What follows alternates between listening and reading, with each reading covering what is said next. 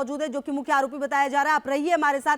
इसी के साथ अपने दर्शकों को यह भी बता दें कि संसद पर हमले की 22वीं बरसी पर बुधवार को एक बार फिर संसद की सुरक्षा में सेंध लग गई। लोकसभा में दर्शक दीर्घा में जब दो शख्स सदन में सांसदों की मेज पर कूद गए तो हर कोई हैरान रह गया। आरोपी अपने साथ स्मोक स्टिक भी लाए थे जिसके जरिए उन्होंने सदन में धुआं फैला दिया। दोनों आरोपियों को तो सांसदों ने पकड़ लिया, लेकिन इस घटना के बाद सवाल उठ रहे हैं कि संसद की सुरक्षा में चूक का जिम्मेदार कौन है। देखिए ये रिपोर्ट। सभा की कार्यवाही 2 बजे तक स्थगित की जाती है। संसद की सुरक्षा में सेंध लगाने वाले और संसद परिसर के बाहर हंगामा खड़ा करके दहशत फैलाने की कोशिश करने वाले 4 आरोपी पुलिस की गिरफ्त में हैं।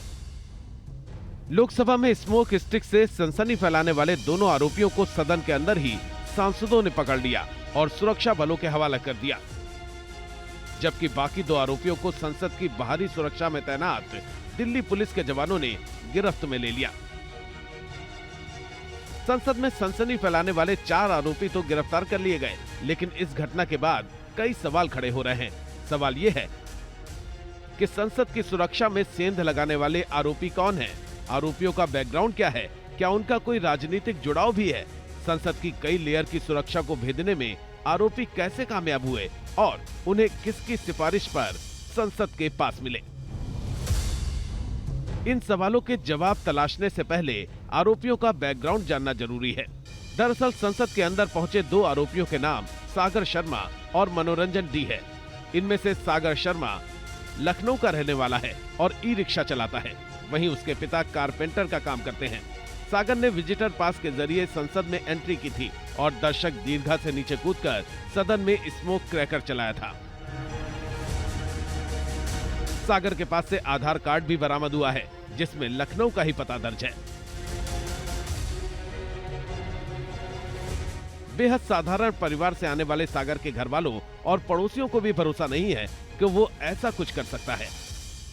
2 दिन के लिए जा रहा हूँ, वापस आ जाऊंगा 2 दिन बाद, यही बता के गया था मुझे। करता क्या है वो? करता ई रिक्शा चलाता है। दोस्तों वगैरह के यहाँ जाने कह रहा था, बाकी क्लियर तो उनके पापा ही बता सकते हैं। अभी तो गरीब आदमी है सर, हो सकता फंसाया जा रहा हो, कभी कुछ ऐसा है नहीं। कोई लिंक भी तो होना चाहिए कहीं पर, अगर कोई है तो उसका लिंक पहले का भी तो कुछ होना चाहिए, तब तो किसी को रखना चाहिए। संसद में दहशत फैलाने वाले दूसरे आरोपी का नाम मनोरंजन डी है। 35 साल का मनोरंजन कर्नाटक के मैसूर का रहने वाला है। उसने बेंगलुरु से कंप्यूटर साइंस में BE की डिग्री ली है। उसने विजिटर पास के जरिए संसद में एंट्री की और लोकसभा में दर्शक दीर्घा से नीचे कूद गया।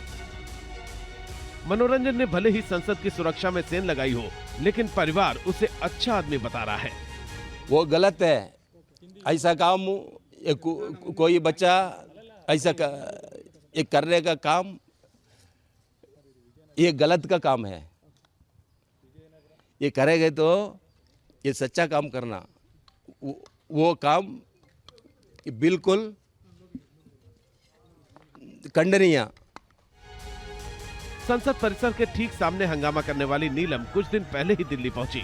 नीलम के बारे में खबर है कि वो हरियाणा के जींद की रहने वाली है। हिसार के PG में रह रही थी और हरियाणा सिविल सर्विसेज की तैयारी कर रही थी। नीलम ने संसद के बाहर हंगामा किया और स्मोक स्टिक से धुआं फैलाकर दहशत फैलाने की साजिश रची। नीलम के परिवार का कहना है कि वो काफी पढ़ी लिखी होने के बावजूद रोजगार न मिलने से परेशान रहती थी। हालांकि घर वालों को ये नहीं पता था कि नीलम दिल्ली गई हुई है। हाँ, बेरोजगारी की बात करया करती। मैं बोली माँ इतनी, मम्मी मैं इतनी पढ़ ली, 2 रोटियां का रोजगार नहीं मिलता, इस तकरी तो मैं मर जू। ये बात जरूर कहा कर दी। घर की स्थिति कैसी है? जी हम तो गरीब से यहाँ भी अपना लाई पेट चलाई। हमें तो पता भी नहीं था कि वो दिल्ली गई है। हमें तो यही पता था कि हमने तो वो हिसार में छोड़ रखी है स्टडी के लिए। क्या करती है? कौन सी स्टडी करती है? वो स्टडी सर ये पेपर की तैयारी करती है। उसका स्टेट एक्सपायर हो गया था, उसकी तैयारी करती है। वो दोबारा पेपर देकर दोबारा फिर गई हिसार। नीलम के साथ संसद के बाहर हंगामा करने वाला दूसरा शख्स अमोल शिंदे है। अमोल महाराष्ट्र के लातूर का रहने वाला है। उसने संसद के बाहर स्मोक स्टिक से धुआं उड़ाकर दहशत फैलाने की कोशिश की। अमोल के बारे में कहा जा रहा है कि वो पुलिस भर्ती परीक्षा की तैयारी कर रहा था और कुछ दिन पहले ही दिल्ली आया था। उसके माता पिता खेत में मजदूरी करके गुजर बसर करते हैं। अब सवाल यह है कि ये लोग हाई सिक्योरिटी वाले संसद भवन के अंदर कैसे पहुंच गए। अब तक की जानकारी के मुताबिक लोकसभा की कार्यवाही देखने के लिए सागर और मनोरंजन ने विजिटर पास लिया था। कर्नाटक के मैसूर से सांसद प्रताप सिम्हा की सिफारिश पर इन्हें पास इशू किया गया था। जानकारी के मुताबिक विजिटर पास इशू करवाने में मनोरंजन डी का हाथ है, क्योंकि वो मैसूर का ही रहने वाला है।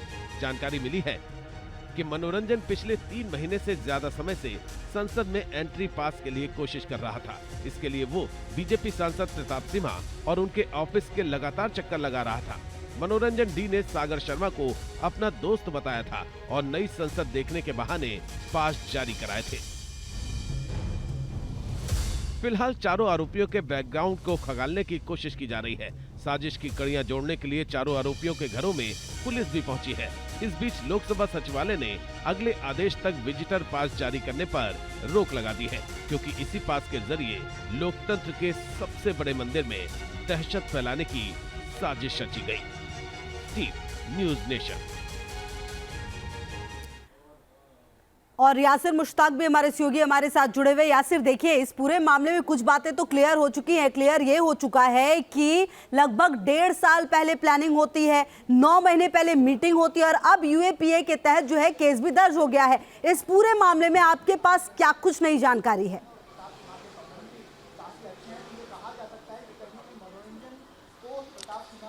जी बिल्कुल, देखिए हम इस समय मौजूद है मनोरंजन के घर के बाहर ही। यहीं से जो है शुरुआत हुई है इन 4 लोगों के मिलने की, जो सूत्र बता रहे हैं। 1 साल पहले जो है किसान आंदोलन के समय जो है सब लोग मिले थे, ऑनलाइन उस समय मिले थे जब किसान आंदोलन चल रहा था। तो चर्चा हो रही थी, जो एग्रीकल्चर लॉज बने थे उस टाइम पे, उस पर जब चर्चा हो रही थी उसी समय जो है इन सबकी मुलाकात हुई थी। उसके बाद एक व्हाट्सएप ग्रुप बनाया गया था और उस व्हाट्सएप ग्रुप से ये लगातार जुड़े रहे और फिर यही इसी मैसूरू में जो है करीब 1 साल पहले मनोरंजन और सागर मिले थे। सागर यहाँ पर आया था उस समय और यहाँ पर मुलाकात हुई थी और तभी से जो है कुछ करने की बात चल रही थी कि क्या करना है, किस तरह से आगे इनको अपने आंदोलन को बढ़ाना है। तो वहीं से शुरुआत हुई थी इस पूरी साजिश की। उसके बाद जो है, क्योंकि प्रताप सिम्हा एक युवा सांसद है, यहाँ का लोगों से उनका मिलना जुलना रहता है, तो मनोरंजन ने कहा था कि वो संसद का पास उन्हें दिला सकते हैं यहाँ पर, क्योंकि वो उन्हें जानते हैं प्रताप सिम्हा को। और फिर प्रताप सिम्हा से वो मिले और यहाँ से प्रताप सिम्हा के ऑफिस से रिकमेंडेशन लेटर लेकर जो है उन्होंने पास बनवाया था सागर और अपने लिए। अगर हम मनोरंजन की बात करें, हालांकि उनके घर वाले अभी भी यकीन नहीं कर रहे हैं कि मनोरंजन कुछ ऐसा कर सकता है।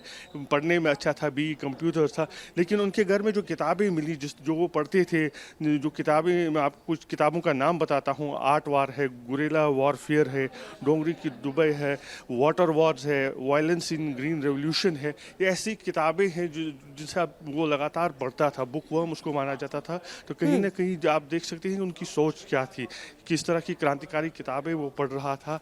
और उनके पिताजी का भी कहना है कि वो समाज के लिए कुछ करना चाहते थे, हमेशा बोलते थे समाज के लिए कुछ करेंगे, लेकिन ऐसा कुछ करेंगे ये उन्होंने कभी उम्मीद नहीं की थी। और लगातार पिछले कुछ समय से वो दिल्ली और मुंबई भी गए थे 2-3 बार। और जिस तरह से हमारे साथी रोमान अल्लाह भी बता रहे थे कि मार्च में वो दिल्ली पहुंचे थे, रेकी की थी उस समय वहाँ पे। तो उनके पिताजी ने भी वो कहा कि पिछले कुछ समय में वो दिल्ली और मुंबई गए थे, उससे पहले बेंगलुरु भी गए थे। 3 दिन पहले जब वो यहाँ से निकले तो घर में यही कहा था कि वो बेंगलुरु जा रहे हैं, लेकिन फिर जब कल ये घटना हुई तब घर वालों को पता चला कि वो बेंगलुरु में नहीं बल्कि दिल्ली में है। अब लगातार जो है मैसूरू पुलिस भी यहाँ पर पहुंची है, वो जांच कर रही है यहाँ पर